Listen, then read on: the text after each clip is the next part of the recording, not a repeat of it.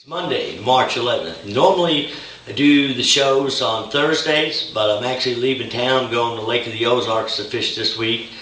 So I'm doing it Monday morning, and we're going to go ahead and post it as usual on Thursday. But the lake level, we've had rain all weekend, and as of this morning, it's come up a foot. We're right at about 9:10, which is only 5 foot below pool. So lake should come up some more. It's probably have to come up another foot, maybe two. This past weekend, there was the BFL on Table Rock, and the weights were still phenomenal. Really big weights. I didn't do as well as I had planned. I had a limit. They just weren't the right fish. But I'm seeing a lot more numbers of fish being caught, and I'm starting to catch fish more like we normally do in the spring. So if you're tired of throwing that Alabama rig, there's lots of other things out there that'll work and that will continue to work. Now we're probably only about, depends on the weather, but we're only about maybe 3 weeks away from the fish starting to get on beds, maybe sooner if we have a good warming trend. And it looks like this next week we're going to have several 60, maybe even 70-degree days, and it's not going to get down too awful cold at night. So that should help warm the water up a bunch. I've seen a lot of water this weekend around 48, 49 degrees, and that was on the main lake in the clear water. Now, a lot of stuff, like I was saying, is starting to work. There's a lot of fish moving up on the gravel flats, on the main lake points, a lot of smallmouths and Kentuckies. There's fish, a lot of these fish that have been caught on the A-rig, these deeper fish are starting to move into the creeks. They're getting back there on the secondary points. They're getting further back into creeks. And there's also a pretty decent bottom bite starting to go on. Now, for the suspended fish, I'll catch them one or two ways. Like we've talked about in the past few weeks, I'll throw a little 4 or 5 inch grub, either a smoked with black flake on a 1/4 ounce head, or a salt and pepper. Now, a lot of these places, if it's real sunny and slick out on the main lake, I'll set the boat in about 20 to 25 feet. And you got to play around with how far you let the bait drop down. Usually it'll drop down about a foot a second. So, I'll give it about a 7 or 8 count and just reel it back to the boat real slow, just like you would on an Alabama rig. If you've got some wind out on these points where it's too windy to fish the grub, I'll throw a jerkbait. And, earlier in the year, I was saying I always favor the Spro because it gets a little bit deeper. Well, this time of year, I'll still have a Spro tied on, but I'll also have a couple Megabasses tied on. The Megabasses I can throw a little further. They won't get quite as deep as the Spro, but the fish are getting up higher in the water column. So I think, for me, the Megabass comes into play a lot more as the water gets warmer and the fish get shallower. Now you can still throw these in the, in the same place we've been throwing them, on the main lake and secondary points.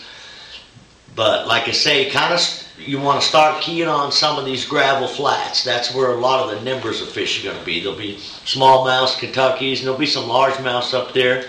And you can catch some big fish up there on these flats, whether it be, on the stick bait or the grub. Now another thing you might try on the grub is take a little Swim Fluke Junior and put it on a 1/4 ounce or 5/16 ounce grub head. Swim it the same way that you'd swim the grub.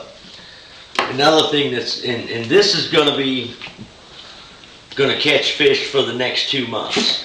You start getting into your split shots, your Carolina rig, football jigs will start to work, and even the wiggle wart's going to start to become more of a player as more of these fish start moving up into shallower depths.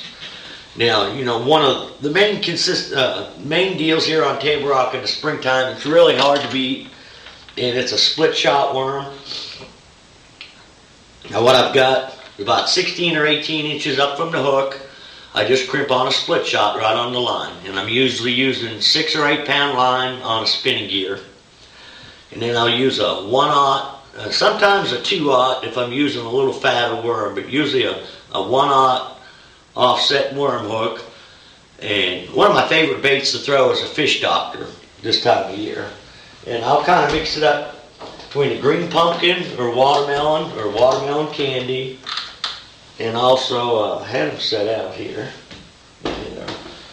And also just a regular centipede, watermelon candy. Now I'll work this on a lot of the same places that you throw in the grub and the jerkbait, out on the main lake, flat gravel points. And in the next week or so, the fish are going to start moving shallower, into the spawning areas. Now, we're still keying on just outside the areas where we think the fish are going to spawn. And usually, the flatter or smoother gravel, the majority of the fish are going to spawn in there, and that's kind of where you want to look with the split shot, and it's easier to fish in there. And you kind of have to play with the depth, but right now you should be able to set about 15 to 20 foot, make a long cast, and just drag the bait real slow on the bottom. Just kind of keep it scooting along. Another thing you can fish in the same areas, you can fish a drop shot rig, where especially if you're having a problem with the moss on the bottom getting on the bait.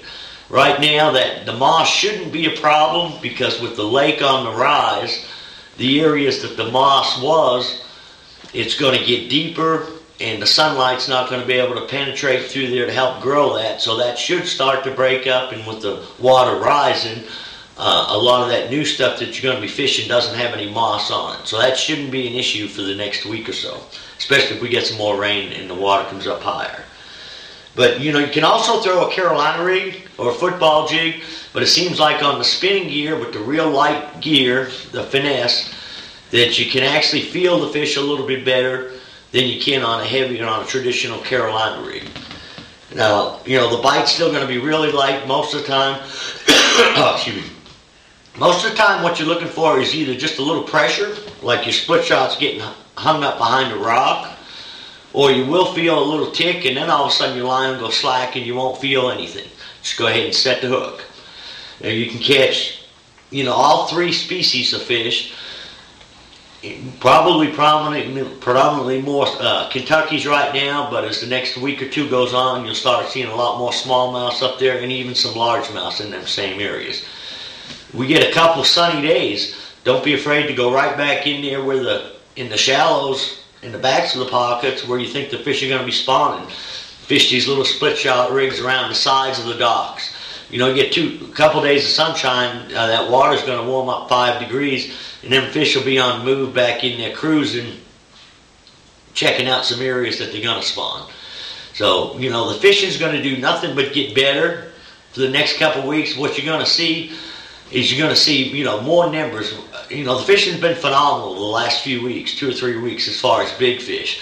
But a lot of days it's been hard to catch fish to get bites. Now what you're going to see is that's going to start to change, where you're going to start getting more numbers of bites and still get quality fish, but probably not as many as the bigger fish that we've been seeing in the last couple weeks.